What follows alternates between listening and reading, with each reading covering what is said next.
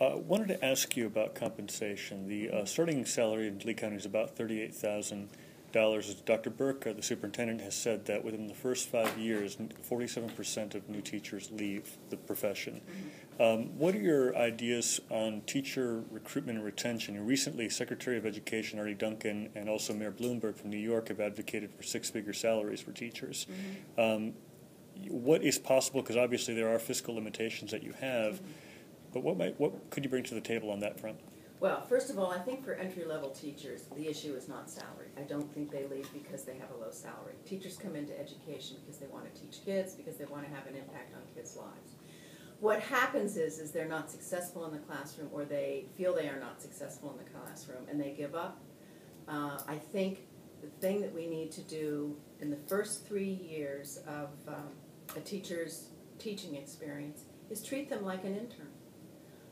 You have somebody who, a teacher, an experienced teacher, an experienced mentor who was in that classroom on a regular basis, supporting that person, someone that they can consult with on difficult either teaching situations or student situations. I think that would make a huge difference. Now, in terms of salary, I definitely think the profession needs a career ladder. And I think it needs to offer the same kind of financial opportunities to teachers as professionals as other professions do. And I think it should be linked to student growth, demonstrating effective student growth in your classroom. And I think it should be, it should be consistent with contributions you make as a member of the school team, as a peer teacher, as a peer mentor, as someone who takes a role with the community, with the parents, someone who takes on additional responsibilities that add to the quality of the school culture.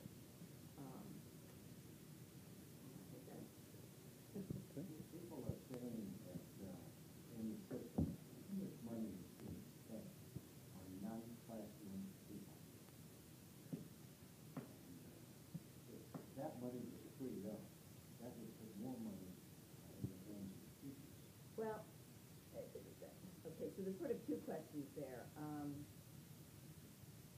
And the first question brings up sort of my issue about the budget development process sort of being the crisis point, because the district's running $15 million deficit this year, and what they have done, at least for now, until they get final numbers for the state, is they've cut at least one teacher in every school.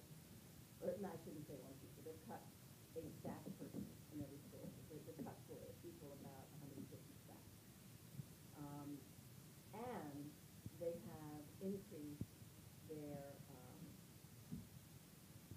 administrative structure by creating 3 zones, which will have, I don't know what the title is, but like assistant superintendent. So they are sort of Dr. Burke's arms, but closer to the people in the zone. But there's a lot of administrative support that goes with that. And I think I'm uncomfortable with that. With respect to putting more money in the classroom, absolutely. The bang for your education buck is in the classroom, and it's in having good teachers. So the money needs to be spent on teacher salaries, and it needs to be spent on staff development. And that's where you start. And then you look at your administration and you say, what resources does that administration provide to these people in the district? And, I mean, in the schools. And in the schools really have to say, do these people provide value?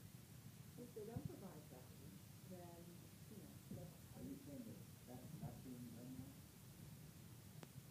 That kind of evaluation?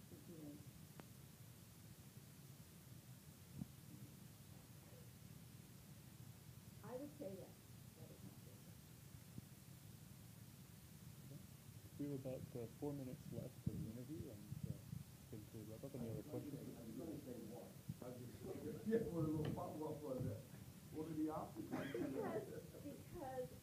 and again, this is why I think the budget crisis is a great opportunity.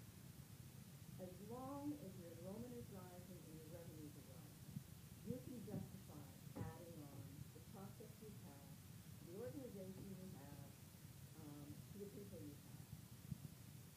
do that. So, and that's essentially what happens. They're very complacent. We believe that, and we know that there's progress being made in new schools. So, in my opinion, not nearly enough, but there is evidence that progress is being made. So we're very comfortable continuing to put money where it's in. And that's why it is what it is. But we can't do that anymore. And that's why we have to change. Because now the enrollment is rising and our revenues are falling. Do you agree with him? Dr. Burke understand it?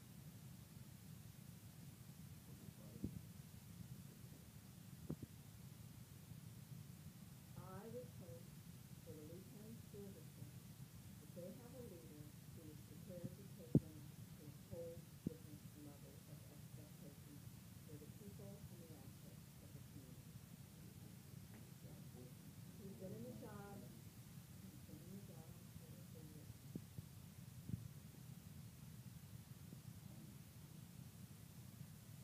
I was, this is really hard because people who've been on the board are going to have to work with Dr. Burke, they're going to have to work with their board members, they're going to have to work with the administration. I think it's, in a way, the kinds of questions you're asking me are, I can answer the questions, but I think it's really hard for people who are being assessed and not sitting at the table.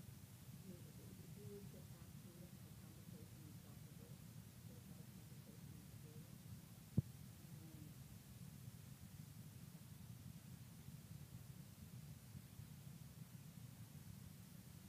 I think this district needs more. I think it did a poor job, and I take them trouble. I actually went to one of her outreaches at Sarah High School, and they were doing superintendent. They were getting community input on the superintendent hiring process. And I asked her a lot of questions, and that's how we got to know one another. And I had to say right then and there that I thought the superintendent search process they set up has been to bring in a lower profile.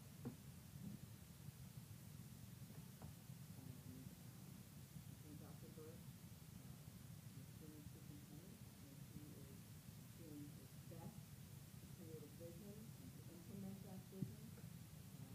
I'm not sure, honestly, that I share it, but he's convinced me it's great. I understand that when I decided to like the job that he's doing, He's been critical of the way he approaches, of the way he analyzes problems and how he presents solutions to the board. For the sake of this interview, we don't expect you to defend Dr. Cuckle in this, but it is a legitimate question with regard to your vision of the shared vision. What precisely do you not share in Dr. Burke's vision of how he carries that out? I just don't think it's aggressive enough. I don't think it's meaningful. I think it's simply taking what we have and trying to make it work better by changing the organization. And I don't think that's enough. Okay. Well, we are at the end of our interview. Any final thoughts or comments before we conclude? No, I hope that I've convinced you that I believe the district needs to look at things differently. I think it needs people with a different perspective, a fresh perspective, and I think that's what I bring, given my professional experience and given my volunteer experience. And I thank you very much for doing this, because I think it's really important that somebody vet candidates for the public. One last question, just going back a little bit. Are we raising the bar appropriately on what is successful for students? Because I think in the last measurement of the FCATs, they lowered the bars or increased the percentage of those who got a certain attainment. Well, they raised the bar, but lowered the achievement. Right, So, okay, so yeah. in effect, the net change was very small. Right. In other words, the students are performing the same way, they just don't look like they're performing as well. Yes, right, yeah. I think with respect to the effort to create national common standards, I think that Florida's trying to encourage its districts, and I say that because I don't think Florida's encouraging, I think it's beating people up, but they're trying to encourage the districts to get into step with the rest of the country and to get in step with the rest of the world, and the National Common Standards are a way to do that, and they're using the FCAT to take people there. Unfortunately, I don't think the FCAT, when I talked to Dr. Bradshaw at FGCU, he said, the FCATs don't tell you a thing about whether a student is going to be successful at this university. Right. Yes. If you talk to an employer, they will tell you the FCATs don't tell you a thing about whether that child or that graduate is going to be a successful employee.